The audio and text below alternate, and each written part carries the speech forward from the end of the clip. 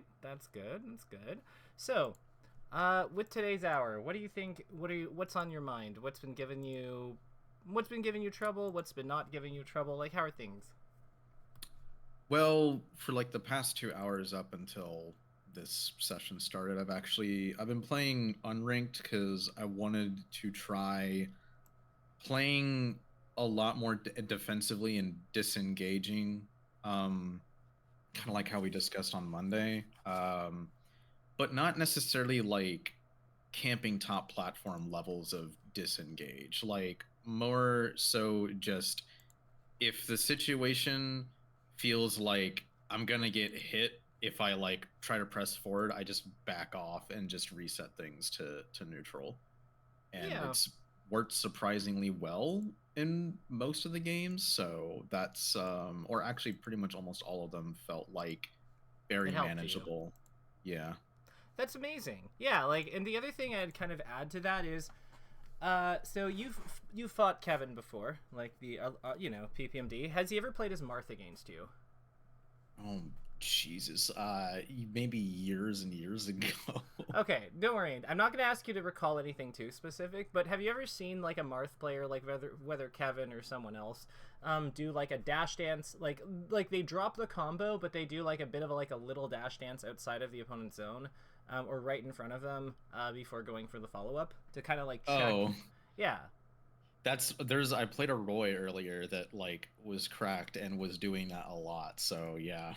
yeah, so what I would say is that is just that is a version that the more scrappy characters and that you can still do as Ganondorf. Like absolutely, it's a little trickier because like his grab is smaller and his moves are like longer, so there's a bit more of an incentive to back off.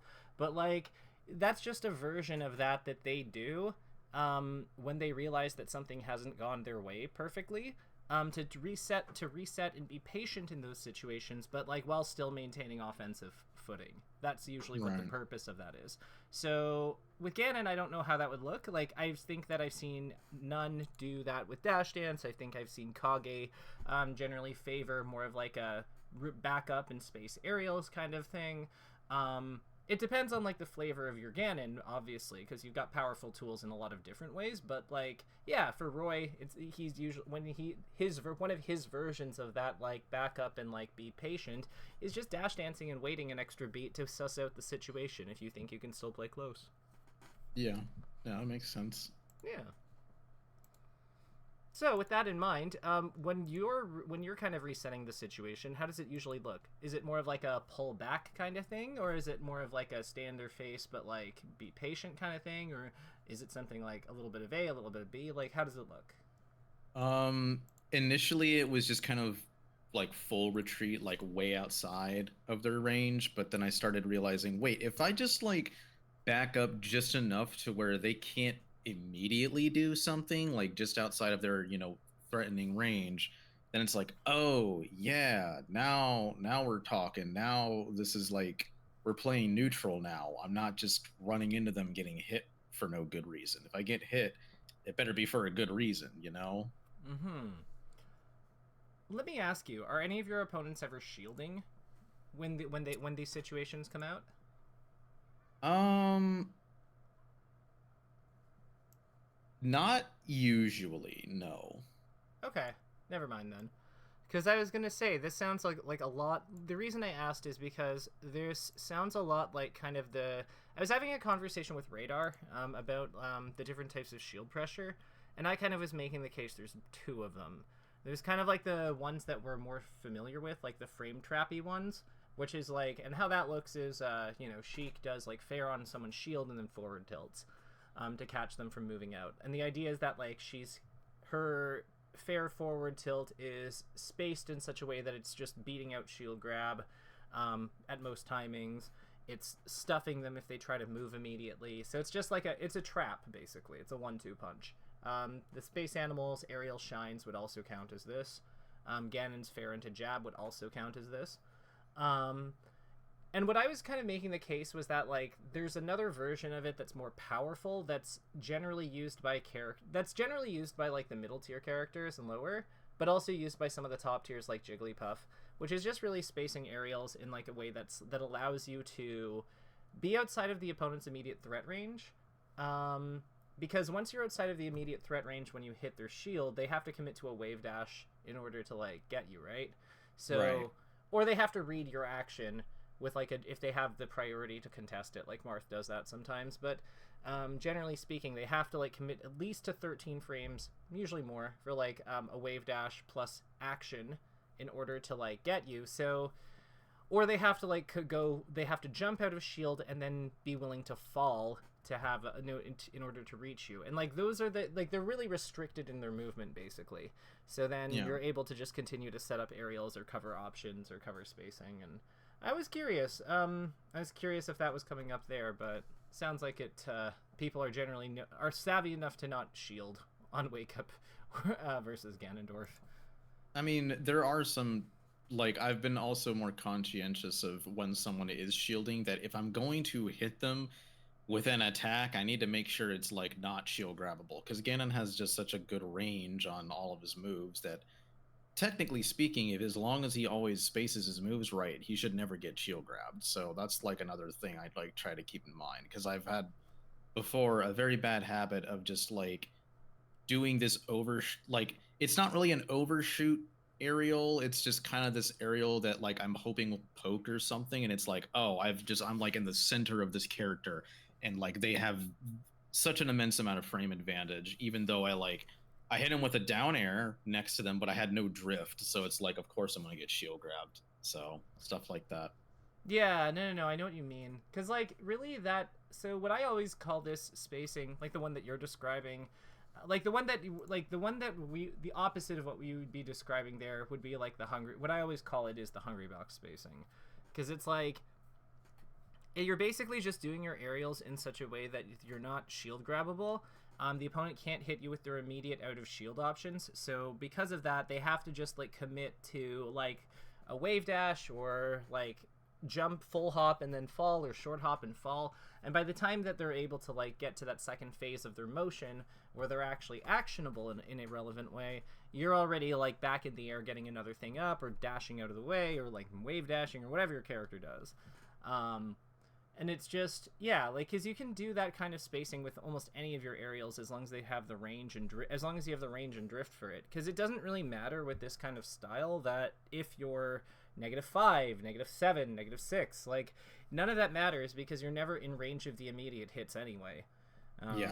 Yeah, like, it's how the Hungry Box back air works. It's the tournament like, it's that spacing on his character is, like, what's kept him dominant even when other people have, like, caught up in terms of, like, strategy level and technical prowess.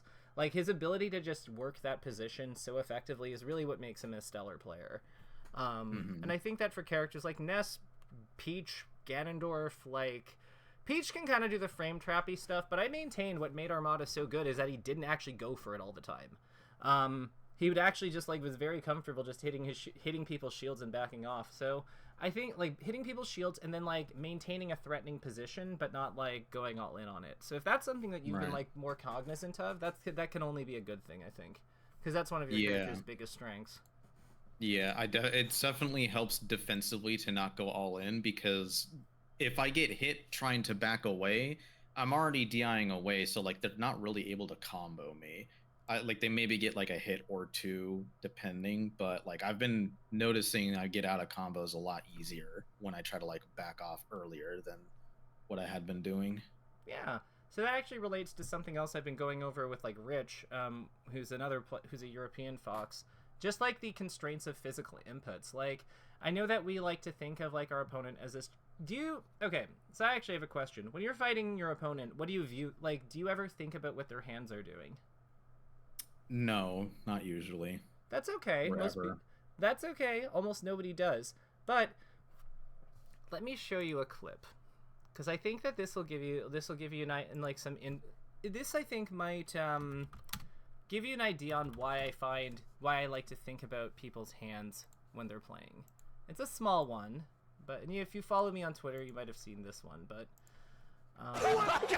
so let me share my. Yeah, I might have. I think I remember reading this, but yeah. Go ahead. So, like, this moment here, like, when they're both, like, on the side platform, and it's just, Yeah, so they wind up fighting here, and Cody, like, is not able to shield, like, once Cody enters his, tilts his shield down, he's not able to, like, shield drop anymore. So Moki actually has a lot of power by just going up and hitting him if he wants to, because the main reason we don't attack in this position, the reason we wouldn't, like, normally go for, like, a jump shine or something, or, like, full hop drill, is because we're worried about, like, if, like, normally the Fox just counter hits you afterwards, which is part of why the threat of just, like, holding shield here is so good for Cody. Like, he's got the up smash, which potentially kills Moki eventually, but on top of that, he's got the, like, normally the fear is if I go up and try to hit him with my aerial, I can lose to up smash, but I can also just lose to him holding shield. But the cool thing about this is that holding shield no longer actually beats aerial here because of what he's done with his stick input. Because do you see how that works? Because you can't shield drop while you're already. Not exactly. So can you shield drop if you're already holding down? Oh, he's holding straight down? Doesn't matter, because he has to, like, again, he's holding, like, look at where he's angling his shield in order to, like, guard the up smash. It's down and forward. Yes. So he can't shield drop because he's already holding down. He'd have to put the stick back into neutral, then do it. Or, like, put it into, like, forward or back and then do it. Right. So because of this, Moki could have attacked him, like, significantly sooner, and it would have been really, really strong because he's deleted shield drop, like Cody's deleted shield drop from his option pool. So, like, what should have Moki done in this situation then? Full hop drill. Oh, okay. Because his top of his head's exposed. Yeah, so you go up, you hit his shield here. Like, he can't shield drop because he's still holding it down. Then you, like, probably poke him and then kill him with, like, drill into, like, shield drop back air or something. Yeah, that's pretty smart. Damn. Yeah. And so the reason I'm pointing this out, this is basically just an advanced version of the thing that you're already identifying, which with, like, this is just an expansion on the thing that you're already identifying, which is that when you're holding away, you don't get comboed as hard. Like, if you're getting hit because you're keeping more, like, of a spatial-based pressure, and you're getting hit with neutral DI or DI away, you're not really getting killed for those hits nearly as much because you're not holding into the opponent. This is also a thing that Sheiks do when they try to anti-air with forward tilt on advancing foxes or falcons, or falcos for that matter. Because when they're advancing into her space with, like, a shuffle, they're holding forward or down usually, right? Like, somewhere in between forward and down. That doesn't interact with forward tilt in a way that's, like, particularly productive. They just get popped up and killed. Same idea there. So what I would suggest, a cool way to think about how you're interacting with the opponent's decisions would be to think about not just, like, how am I getting hit for my decisions, but also, like, how does the decisions that I'm making influence how I get hit and how good my defense is, but also think about how the opponent's decisions are influencing that too. Because the opponent is holding stick inputs while they're playing. Yeah, true. Yeah. So do you see kind of what I'm getting at here? Yeah, I do. Okay. So do you think that's something you'd be interested in trying to apply, or, like, where do you want to go with today? I mean, I'm down to, like, play and because, I mean, that was what I was doing earlier. I was trying to apply to actually doing this stuff, so I'm down to just play. Yeah. Okay. Perfect. I'll get you you have my broadcast code, right? Or did we not? I think that it's probably up here. It's pinned. Oh, it's pinned. Let's go. Foresight. Then yeah, let's take a look-see and we'll go from there. I am also, like, I've started playing ranked again, and I am gold 1. Let's go. I'm gold 3. Pog. Maybe we'll bump into each other. Maybe. Who knows? Who is to say? Right. I believe I'm broadcasting. Excellent. I was just checking that, and I don't. Okay, there we go. Watch. Perfect. Right. I have not launched it yet. And you're saying that, like, playing has been, like, the backing up has been good. It's felt, like, natural. It doesn't feel, like, super weird. Yeah, it doesn't. It's just a different way of thinking about the game, and I'm like, oh, okay, I get it now. It's not all full forward, is it? No, definitely not. Well, welcome to high level then. Like, because that's really what this is. Like, this is like the most important lesson I think that like most players can learn. It's not always your turn, and sometimes situations just aren't worth playing.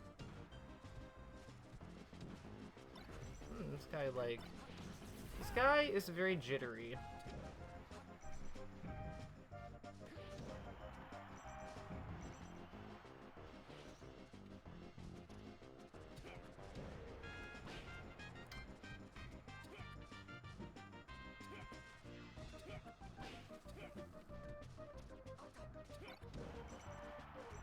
He likes to wait for your turn. So I would go, like, what do you think you should do if he's waiting for your turn? Make it seem like I'm gonna go in. Yeah, you could also frame trap him, like auto-cancel bear into jab or something. Like, that tomahawk was a really good call. I would also say, yeah, like, just the traditional frame traps tend to be good against people that wait for you to go second. These things happen. It's yeah. okay.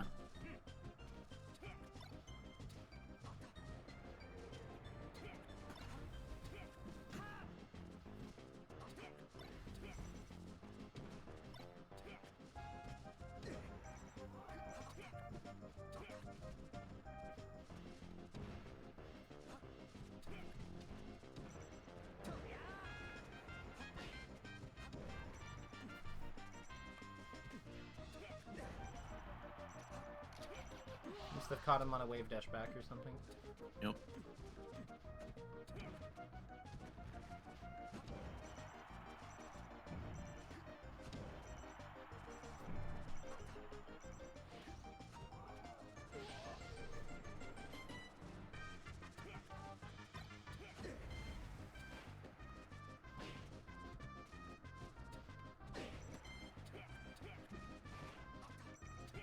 He goes above you a lot. Yeah.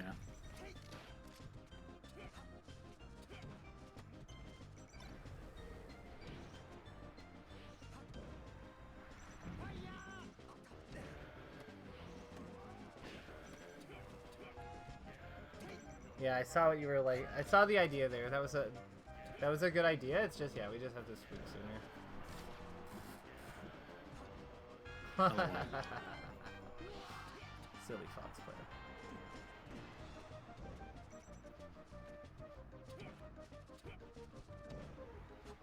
Oh, jeez.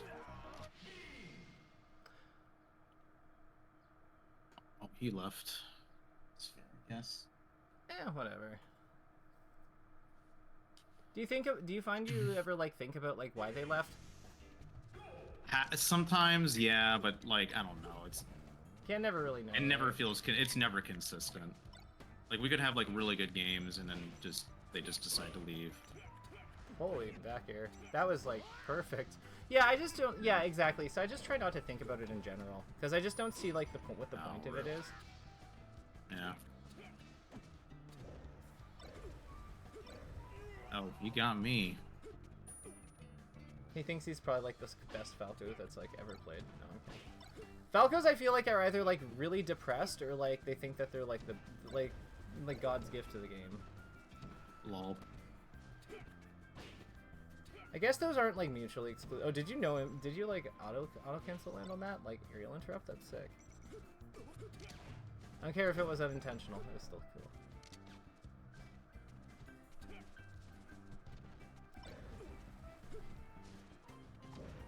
I find the like the best spot in the game versus Falco and Fox when they're on the side platform is to be just under the front of the side platform. Because the reason it's good is because if they want to approach you, they have to like just run off an aerial or like shield drop an aerial, but like you can just like outspace them with a lot of different stuff. And if they want to like, yeah, exactly, like they have to like jump and then come down before they can like actually hit you.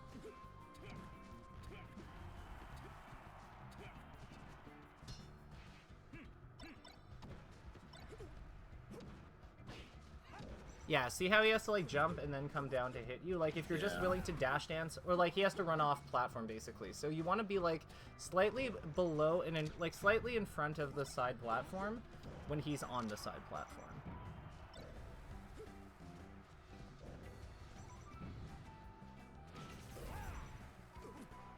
Like where the tree is on the right side. Like the little tree.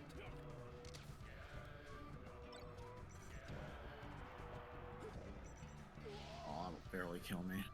Yeah, that's fine. We'll be fine.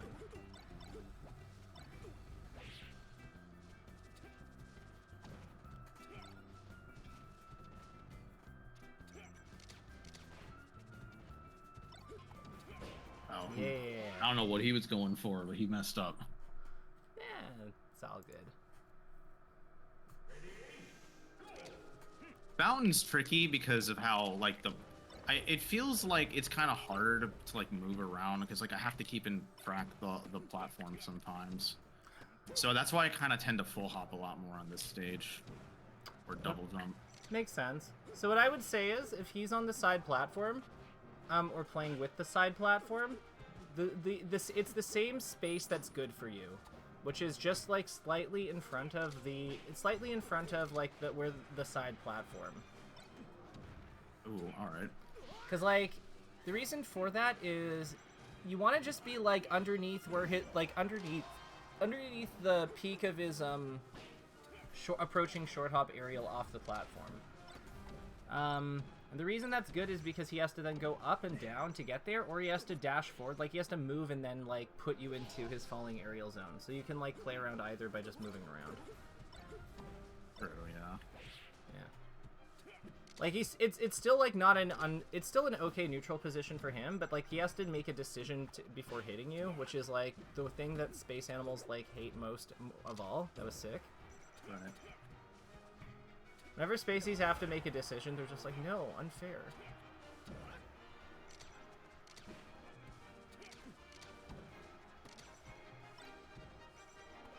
Oh, he got me there. It's okay.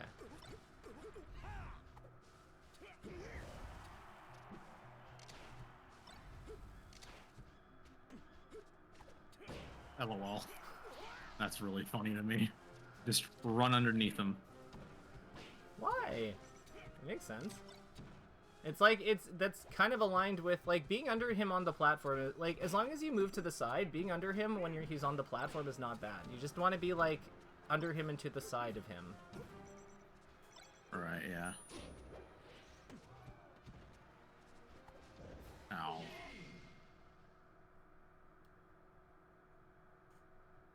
Alright.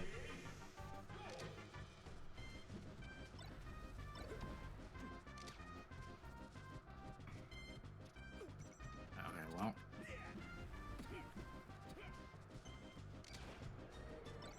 yeah, I just disengage, like I roll, get out of there. I like that too. I would just go for more fairs. Like if you're playing a vertical spacing above him, I just would go for fair instead of stomp. Like generally, and try to stay diagonal. Because I feel like stomp gets us into trouble because we play too hard into his like power position. Right. It's not like it's not as fun, but like as stomping him, and like if he gets under us, then we can go for it. But I think that stomp is more of like something we do like. It's more something we do on like a read or an anticipation, but like for general like footsie work, yeah, like we just stick to our good moves, our best moves. Oh, it's fine.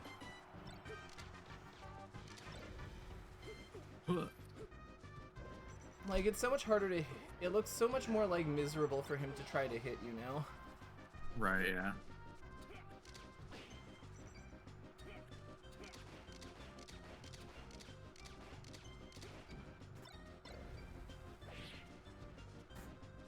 I wish that his like side beat, his and Falcon's side beat like worked better for like dealing with projectiles.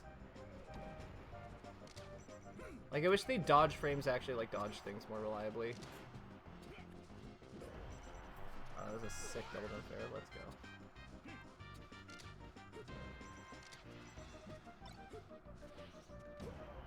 Fine.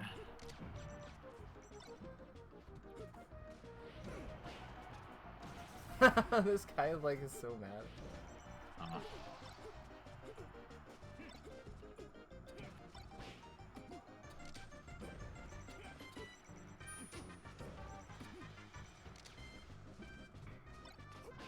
Could we have grabbed him? Like if we just I don't actually think so. Okay. Oh, whatever. Oh, really? Well, that was a perfect example of, like, I tried to roll away, but I got shined, but the shine ended up... I DI'd the shine really well. Yeah. No, it's like, it's huge. Like, good defense is like... Because the thing about DI is that, like, it requires us to change our stick motion if we're not, like, prepared for it.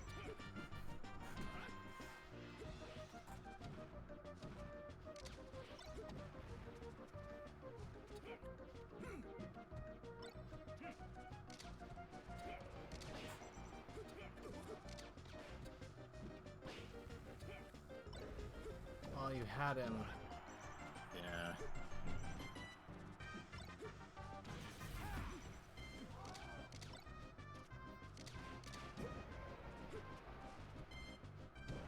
Oh, a little greedy there. Oh, fuck me. Wanted to double jump? Yeah, I did it too early again. I keep doing that. He said GG's. Alright. Next person. Those are pretty good games. Yeah. What I would say is, when you're in advantage, I think you can afford to apply a little more pressure than you're currently doing. Right. Just like I would dial it up like maybe like 10%. When you're winning. Right.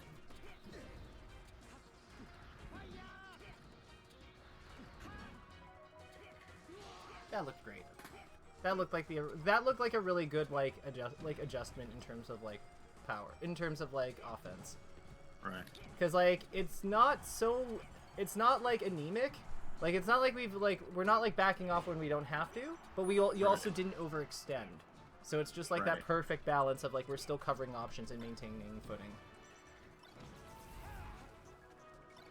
Because again, like Ganon wants to have his opponent within arm's length, but not like, but arm's length doesn't mean like, you know, arm's length and a half. Like, right. Yeah. I feel like just back air, like auto cancel fast fall back air into auto cancel fast fall back air would probably be like super annoying for like most of the players.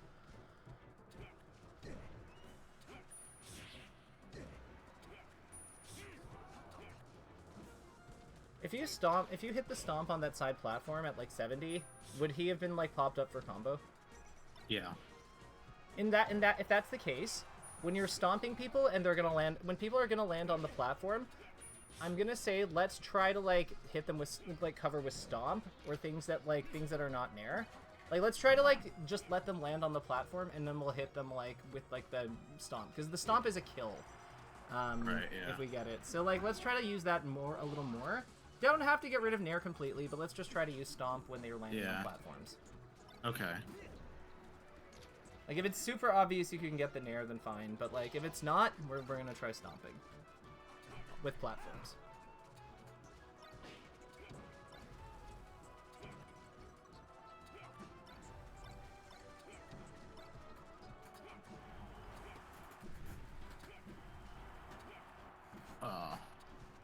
But still, that did like so much damage, like, and gave you such a strong advantage state. Like if we'd gone for like other follow-ups, like nair and stuff, like we don't get that much. Right. Yeah. And I bet that you stomping someone 3 times also just with like electricity just also genuinely feels probably pretty good. I gotta imagine. Yeah, I gotta do the Bizarro. Stomp like 5 fucking times. I'm not gonna make you do it 5 times, but like, if you want to, like, more power to you. Ganondorf's back air hitbox is insane. Like, it goes all the way up to like his shoulder. So like, you don't have to like try to hit with his arm. It's totally fine if you hit him kind of with your head. Again, like one of the perks of your character is that if you reverse hit accidentally and send him across the other stage, they're usually like, it's usually pretty forgivable, just because of how much knockback you have. So yeah, it's all good. Yeah. It's one of your character's like best features, I would say.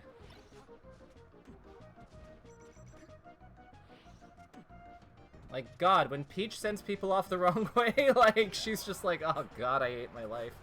Right, yeah. When Fox sends people off the wrong way, he's kind of like, Ganon's kind of like Fox in that regard, where it's like, oh, I up-smashed them the wrong way. Oh well. I guess they die 5% later instead of, like, now. Right. Oh, that was dirty. Oh my God. Could we have hugged him? Maybe. Hard to say. I'm like, yo, if we just, like, ledge hop, like, hug? Okay. Let's jump over me. Alright, this is gonna sound silly, but what if we tech chased with Wizard Foot a little more? When they're, like, Okay. like, if they land near us. And they roll to, and we think they'll roll to the corner. Because the thing with the down smash is, like, they roll to the corner a lot to just not deal with it. Like, they DI, like, towards the corner and roll there. So, like, if we think they're gonna do that, what if we just, like, Wizard Foot a little bit? That is definitely fair.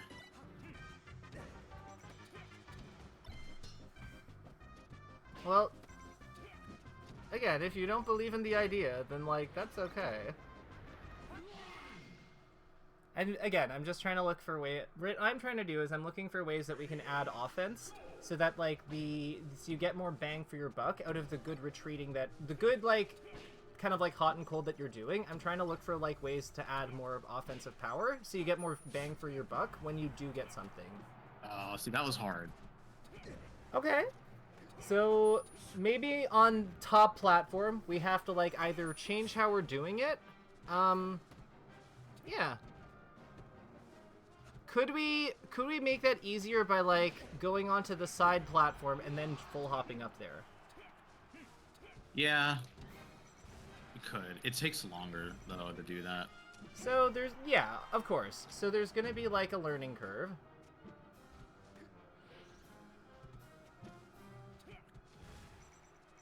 I didn't realize that his full hop was so small. For some reason I always thought it was, like, bigger. Oh my God!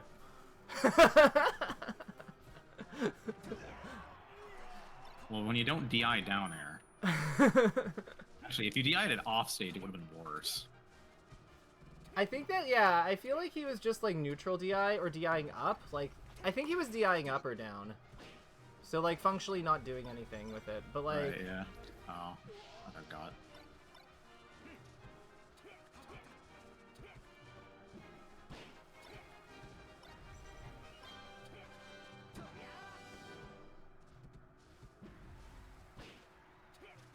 Oh, he wiggled out. Huh. Oh, so if you want to prevent that from happening, wait till he's falling from the stomp before you dash attack him. Huh. Because it'll get rid of the knockback stacking. So basically that happened because the knockback of the down air was still being applied to him. So so that meant that, like, he got lifted up more by the dash attack instead of just getting hit down. Word. So if you just wait a little bit, all it means is just wait for him to be falling before you do that.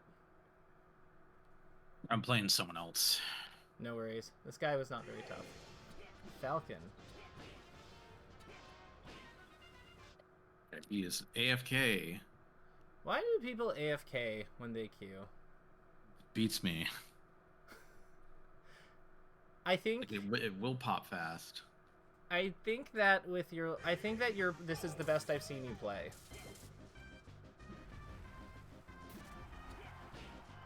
I like that compromise, because yeah, like, getting the stomp on top platform really hard. So I think if you're not already on top platform, like, it's a completely reasonable position to just say that, like, we'll just take the powerful aerial. Right, yeah. And if we can learn how to get the stomps on top platform, like, that's a thing that we can learn later, but, like... I think that this is the character where that, like, diagonal thing and not, like, playing into their up air is, like, going to be most important. Because he just, like, actually kills you if, like, you don't. Because of his gimps. Right. Because, like, yeah, Pikachu doesn't give a rat's ass about, like, percent. That's one of his like, big strengths. Like, if you can edgeguard you, then yeah, he doesn't care about damage. Or weight, or anything, really. Yeah, sounds good. What do you think of this matchup anyway? It can be really annoying, but like the more I play it, the more I'm like, it's not that. It can be pretty fun to like try to like edgeguard Pikachu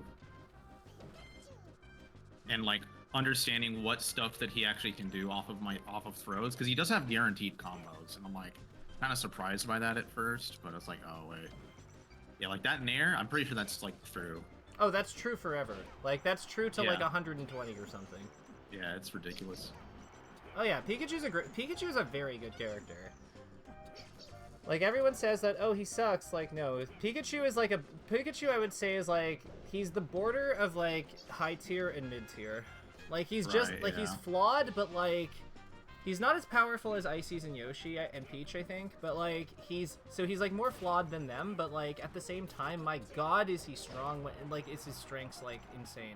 And they're really good for the meta. He's in a similar like spot as Samus, I think. That she's in a similar boat. Right. Yeah. It's like they've got very powerful strengths, but like yeah, they're just. And they're clearly not as good, I think, as Yoshi's, Ices, and Peach, but like they're also like they're also better than like the mid tiers, like the characters we'd consider mid tier, like Doc, Ganon, Donkey Kong, etc.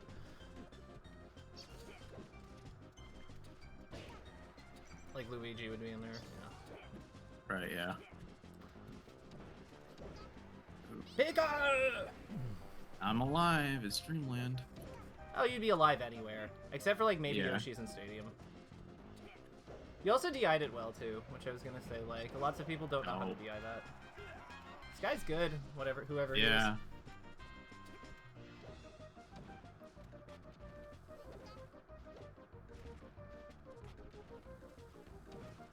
Whoa. He messed up.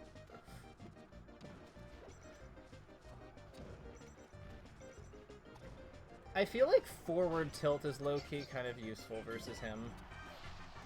Yeah, it can be.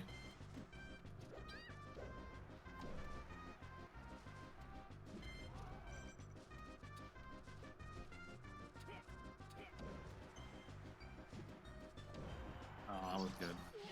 Smart. So if we were dealing with Pikachu, so one thing that's kind of cool versus Pika, I don't know if you want to try new things, but whatever. It's when he nairs through you, turning around and shielding. Oh yeah. Because yeah, you can just shield grab him on the other side. On that note, just CCing in like general is good versus these characters, like holding down.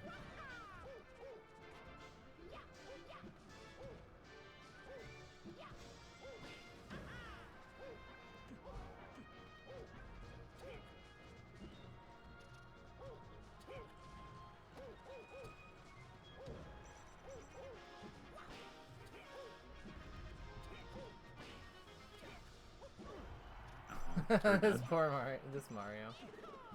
Screw Mario. Does Ganon win this one, or? I think he does, but it can be very annoying. I feel like being annoying is Mario's like main superpower. Yeah. Like, if I think about characters that are just so like irritating, I feel like everyone has a Mario story. Yeah. Oh, it's fine. So are you just trying to grab in place, or are you trying to jump cancel grab and you're just missing? I think I'm jump cancel grabbing and missing. Okay. So that just means you're going slightly too fast. Oh my God, he went for that? Oh my goodness. Yeah, I think this is definitely like overall the best I've seen you play, like just in general. Because the fact that you're like playing more for position is giving you so much like offensive power against these characters, and it's also like allowing you to like hold that advantage more effectively, and then you're like also doing a better job of maintaining it when you mess something up, because you're backing off a little bit, but you've got like the balance like much more down. So yeah, no, this is good. No notes. Keep it up. Let me know when you want like when you want to work on something else, or like, but yeah, right now like everything looks great.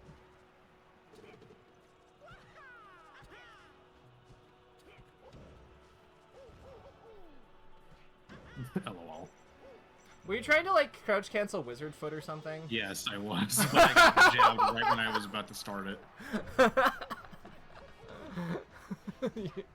Overshoot wizard foot. Okay, that also works. Completely dominated. Is this the same Pikachu? This is the same Pikachu, yeah. Okay, hopefully it goes back to Pika. Mario, no.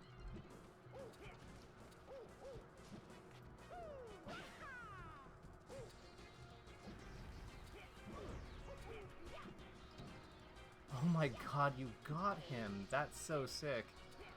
I guess it makes sense, because, yeah, like, you did your fairs so that, like, okay,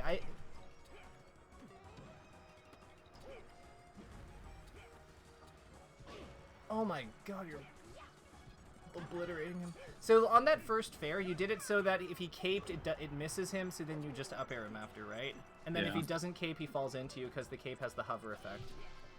Yep. Oh my god, that's so smart. Yo, that's so sick.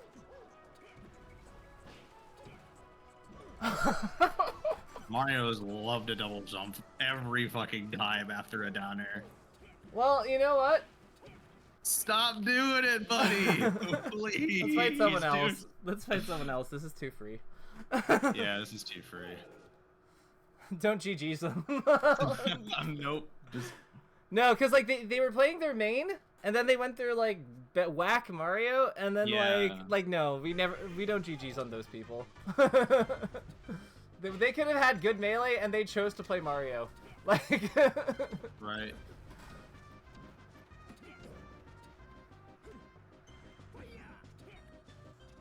I would consider up being there, like a little more. Like when they get out of the combo, and they're gonna like land on platform, I would consider up being to like mix them up. Right.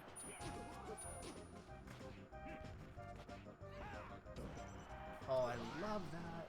Love that.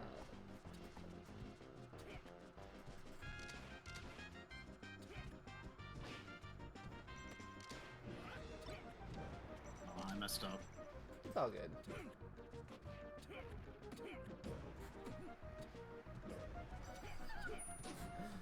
Focusing more on spacing, like when you're like that jump you did there is like the Roy thing. Oh yeah. Like that is the Roy. That's the Roy. Like I know that I've like missed the like true combo, so I'm just gonna like space outside and set up a threat. Like for Roy, it's his reaction, like dash dance reaction, grab point. For Ganondorf, it makes sense that you'd like lean more into aerial. For Jigglypuff, it's her back air or up air or pound, like threat, one of the three. For Sheik, it's her fair. It's like it's either jump in or like some sort of like ground game reaction point. Like Marth, it's always grab or aerial reaction point. Like, but you see like the benefit of it. It's just like we've dropped the combo, but we're not like all inning to something that's not going to work. So then we just maintain offense. Yep, I think that's the right idea. Okay, he just quit. Let's hit pause here for a second. All right. So this is like insane. Like you're playing, in my opinion, incredibly well. How are you? Like what do you find in addition to the things we've gone over? Like what's working for you? What's not working for you? Like how do you feel about your play right now? I think what's definitely going well is obviously the strat of just trying to play like right outside, just being a bit more patient about waiting for like. I think I'm a little bit more cognizant of spots where I can try to hit them, and if it doesn't work out, then if I am gonna get hit, it's not gonna be for a lot. Whereas like I can't tell you how many times I would try to like attack someone that's shielding on a side platform and I just get shield drop aerialed immediately. And you're holding full, and you're holding full in because you're like leaning all the way over to hit them, and then it's like Sheik up airs, and then you're like, oh god, like fuck my life. I'm just like everything's everything's miserable now. Yeah. Yeah, I think as far as what I could still do better on is just like more creative like punish strings, because I think the punish is like what I'm doing is good. Like don't get me wrong, I just feel like there's more mix-ups that I could involve in the punishes, because I've watched like good Ganons before, and they do some like crazy punish combo extensions with like single hit and air, but like they know the opponent's gonna like DI in and stuff like that, and it's just like that's something I still want to like get more towards, you know. So I would say with things like that, there's kind of two ways to go about looking at those things. The first of them is conditioning. So like it's all a function of risk reward at the end of the day, but there's certain ways that we can manipulate the risk reward in our favor. So one way I would say to start is, on a scale of 1 to 10, how reliably do you think you can pick out when the opponent is going to hold in or not? I'd say about 50% of the time, like half the time. It depends on the skill level of the opponent, of course. Sure, but like, let's say that you just pop somebody up with a stomp. How confident are you that they're holding in on the next hit? Like based on the game state, like let's say you have like a fox. Let's say you're fighting a fox, you know they're pretty good. You just pop them up with a stomp at like 40%. So they're at like 62 after the stomp has popped them up. How good do you think you would be at knowing that they're going to hold in or not? Not that great, actually. Okay. So maybe that's something I could work on too. Yeah, so I would say that's like the fact that you're not, like, to me, a fox holds in on that like 99% of the time. Because like on the next hit 99% of the time, because they've just been popped up with like a Ganon aerial. So to them, right. if I'm in that fox's shoes, I'm thinking fair or back air. One of the two is probably coming next. Right. So that I would say is like a really good opportunity. Like if you can get a sense for when they do that, then that is a good opportunity for you to go for an extension. The other way that you can approach it is just assume that they are going to hold in until they show you that they don't. Right, yeah. I mean, I think something else that I just thought of is that typically, like, I do the Nair like as like a combo extension because like the average person typically does, you know, DI in on that because they think they're going to get forward-aired or bared or whatever. It's interesting when I play against like better players where they will DI away the Nair because they know that that's coming, and it's like, okay, now I gotta do the next, like, because I typically just do the Nair because I want to be able to actually hit the combo, because like one, it feels good when you actually do it, but also two, it's like, oh, it's validating. I've hit this thing that is really good punish game. It probably takes a stock, you know, dopamine rush, like feels good, but like against better players, you can't just always go for the dopamine rush. Like you do have to pay more attention to what they are probably thinking in their head. That's like, I think that's like the next step up, or one of the next steps up, in my opinion. I'd agree. And one way that I would find that you can simplify that, if you like things that help simplify that, is knowing when you can like combo fairs together, or back airs together, or up airs together, or up air into like fair into any of those, if the opponent holds in, because the advantage to that is that the problem with moves like Nair, like moves that are only good if you get the DI read for the combo extension, is that if the opponent DIs away, like it doesn't do anything, you know. Like you've basically taken like a worse move if in one of the outcomes. But if you can figure out when things like fair, like stomp fair, or like fair into fair, like what positions or general things need to be going on for fair to connect with itself, that's way better, because if they DI away from fair, that's still good. Yeah. So like that's why Jigglypuff's back air is one of the best combo moves in the game. It's just because like if you hold away from it, you're still in trouble. Like. Yeah, exactly. Yeah. So I think that like. Let's make a note here in the chat. So I would say that like DI reading. When do we have to do it? Like when do we need it for the extension? And then for that I would say e.g. fair into fair doesn't need it. No, doesn't need it so no as much, because fair. No, because holding away on fair is still holding away on fair is still usually good for us. Good for us. But Nair 1 into fair does need it because because proper defense equals bad situation for Ganon after. Or less good situation. Yeah.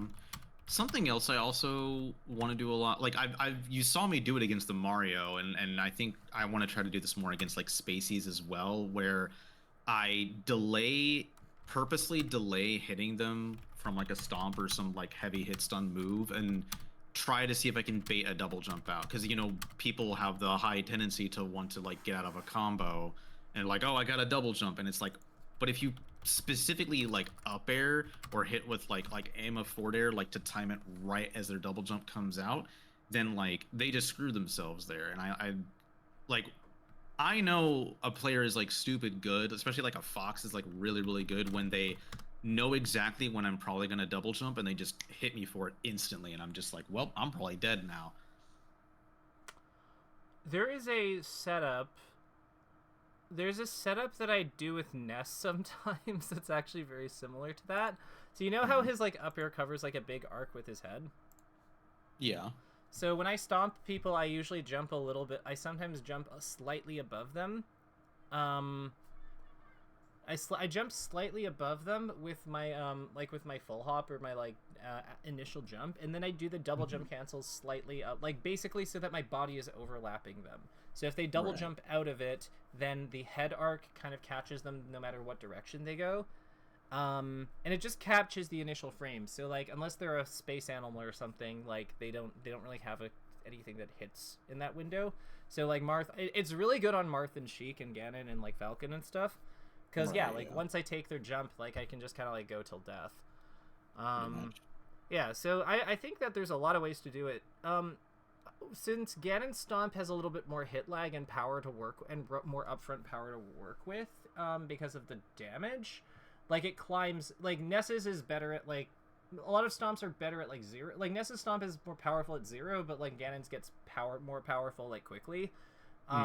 So I think that something that you could take advantage of is going above people and then coming down. So like the way that would look is, you know how Foxes will, and like Falcos and stuff, like jump above people sometimes and then come like mid combo and then come down with like nair and back air and stuff. And then if the opponent jumps out, they get clipped. It's basically just doing that. Right, I got you. Yeah, like you do that with your fair, you do that with your bear. Like it's just waiting for them to like, it's just milking the hit stun really. Yeah, I think that would be a great direction. I think that would be a great direction to like take your punish game. I think that down throw stuff, like tech chases, I think that you could expand it more. Right now, it's like currently. Yeah, you mentioned using down B more. I mean, like that's just a thought, but like currently, it's like it's down smash and traditional aerial reads. But they both these both have like have a weakness of rolling of like DI away tech away, because you have to basically hard call that out. Yeah. And I know that the fair, one of the fairs you did was because we like talked about that as a call out for like the down throw down smash. So that's good. Like that's definitely a good solution. I'm just trying to think of ways we can enhance that. And kind of like bridge the middle percents a little bit better, because that's really good at low percents, because Wizard Foot being a ground move has a lot of outleg. But yeah. I just thought of something.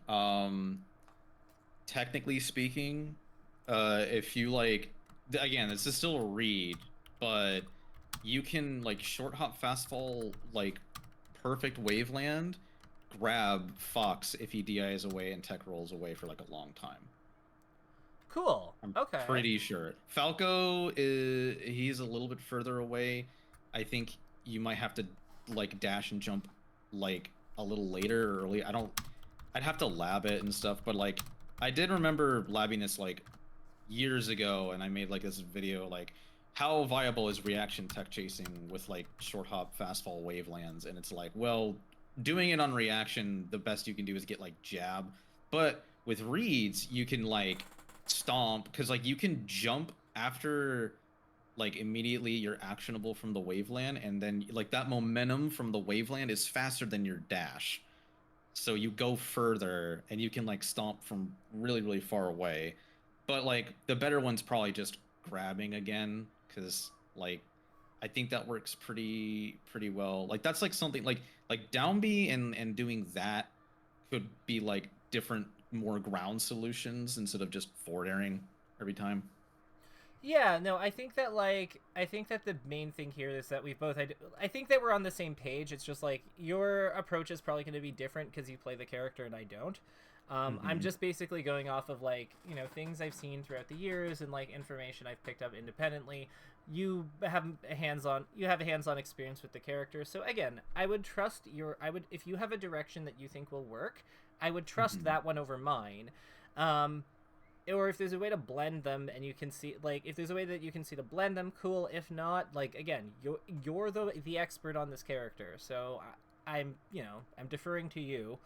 um Gotcha. I just think that, yeah, like, we there's a hole in the, like, DI away tech away, there's a hole in the tech roll away, like, outcome, basically. Mm-hmm. Because, like, with down smash we're good on 3 to 4. And there are, like, new things being that I see added that are really good at covering, like, the one missing outcome. I'm just wondering if there's a way that we can cover 3 to 4 in the other direction. um like, hit the tech stand and then hit the roll away, so we're just expanding the coverage, like, a little bit more effectively, so that we're not just, like, missing on the 1 and 4, like, so that we're not just accepting that, like, if we're going for the hard read on the roll away, we're always missing on the tech stand and miss tech too. Right, yeah. I know if I down throw near the corner, there's like a specific like other Ganons have like labbed this where there's like a side B timing and setup where it does cover literally every option because it'll like it's specifically because the tech roll towards ledge obviously cuts off their rolling distance. So if they try to tech roll away from ledge, the side B will still get it. Gotcha. Yeah, like, I think I've seen that too, so that's why I kind of, like, listed side B possibly, because I don't really understand it, but, like, it's just an idea.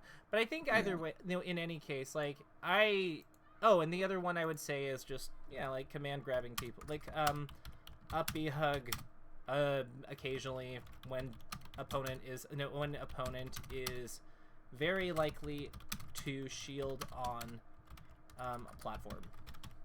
Yeah. Bracket, especially coming out of a combo, recovery, or similar disadvantage state. Yep. Yeah, but, like, I mean it when I say this is, I think, the best I've ever seen you play. So I think that this direction is really good. Keep up the great work. Yeah, I think at this point, like, I don't really know, like, without having VODs or something like that to refer to, I don't really know what to tell you. Like, everything looks phenomenal. So good Well, stuff. I mean, if we had more time, I would definitely go over the VODs of me playing on Monday because that was on stream of me playing against the Marth player, and I think there's a pretty significant difference in how I played that versus how I played today. But you Maybe also, we can do like, that next time. I don't know. I don't think it's too worth going over those for strategic benefit, and I'll tell you why. The changes you're making to your gameplay from, like, from just holding back and being a little bit more controlled, when you're, like, being a little bit more controlled and more aware of how the opponent is, like how the opponent's outs, how we play out to avoid those, like, those are all, like, very radical changes to your game plan. um Hmm. your play style looks completely different from what I've seen previously. You're trying more ideas, you're finding a lot of success with a lot of them. I just feel like your gameplay now is just so much more complete compared to, compared to before, that I just don't really think that there's going to be too much to, like, analyze. If there's specific moments where you're really not sure, like, what you were supposed to do, that's one thing. But if we're just analyzing your playstyle from, like, before a big change in your playstyle, like, yeah, I just don't see that. I just Right. don't see that as being very productive. Yeah. Yeah. I guess that's a good point. I brought it up because it's like It's I gnawing was at you. well. It's just because it was a tournament match. I felt like I was playing bad. I was tilting and missed edge guards, and it's like that's like an example of me playing like at my worst kind of thing. It's like I just feel it's such an incredible night and day difference. Like how I played just now is like see the thing is I would really like it. I feel like the way that I'm playing where I'm trying to play, just outside their range, what we just talked about with the defensive play, even if I'm playing that level of C game, what I want is I want that play style to still like work for me and not net me uh dying a lot, because like I feel like I almost like lobotomize myself a bit when I get kind of tilted and I forget the things that I'm practicing doing. So I feel like I hope I can ingrain this playstyle enough to the point where if I do find myself playing my C game, that I'm still at least doing the kind of more passive defensive play, and it works out really well. That's my hope. So, I think that you can. One starting point I would strongly recommend. Let's stop trying to. Let's try to make a conscious effort to not refer to it as our C game. Okay. Because, like, here's the thing. So if we refer to things as, like, our ABC game, there's no psychologically beneficial way for us to look at an end result and, like, view the tools or options that we used in a positive or useful way. Because if we're assigning certain plays to our B or C game because they're, like, easier to hit, that means that, like, for all, like, again, this is a physical game. Our hands are in going through all these different positions. A lot of techniques are really difficult and require, like, if not complex inputs, very strict timing. Yeah. And reactions to what's happening on the screen. So if we're assigning something like a play that's easier because we needed an easier play in the moment, and we go like, oh, I won the game, I guess my B game was good enough. Mm-hmm. All we're basically saying is my bad game or like my not best game was sufficient. But if we lose, which doesn't really do us anything, because it strips away all of the context of the good decisions we made. So like, and for all we know, that B game decision might have been appropriate based on the external physical factors, like where our hands were, how we were positioned, what was happening, how much pressure we were under, etc., etc., etc. Like, it doesn't really give us any mental flexibility with how we assess that decision. All it tells us is that decision was sucky, but it worked anyway. And if we lose, it's even worse. Because if we lose, then we just go like, oh, I suck, but I was playing my suck game. Like, I hate the B game, C game concept because I think it does nothing good for us. Do you see what I'm cutting? Like, I'm not saying it's like not. I think that like we can classify moves and options in a like more, like we have the entire English language at our disposal. I'm sure we can come up with a better classification system than A, B, and C. Like, like maybe this was an option of convenience, an option of comfort, an option that we could do because of our hand position. Like, it wasn't strenuous. Like, it was cold in the venue, so we couldn't do, like, the full thing. Like, I think that all of that makes much more sense as, like, a way to look at these moves and their pros and cons, because it's more honest. Like... Yeah, I'm sorry, that that's really like... helps. Okay, good, because, like, my god, do I hate that concept. Okay, good. I'm glad you, like, shut it, because I kind of had a feeling that like it was not bull crap, but it's like I feel it, and it's like, oh, I'm playing bad, surely this is defined as like the B and C game, but it's like you're just like, no, that's dumb. And I'm like, okay, cool. Thanks. I honestly, okay, I love Drugged Fox dearly. He is like one of my favorite players of all time, and a colleague, and was like a colleague for many years. I really do not like how much like he and a few others have popularized the B and C game concept, because I think it's useless. I think it's so harmful. But that is my professional opinion, and I don't think he's a bad person or anything. I just don't think that concept's helpful. Right, I got you. I appreciate you talking about it, because that was one little thing I like wanted to at least vocalize, and you got good feedback. So hey. I wear my heart on my sleeve. I'm gonna let you go. I do have somebody at 7, but this was lovely, and I think I'm actually gonna turn this bit into a short, because I think it's important. The people have to know. Do it, hell yeah. All right, later, Redman. Have a good one, KK.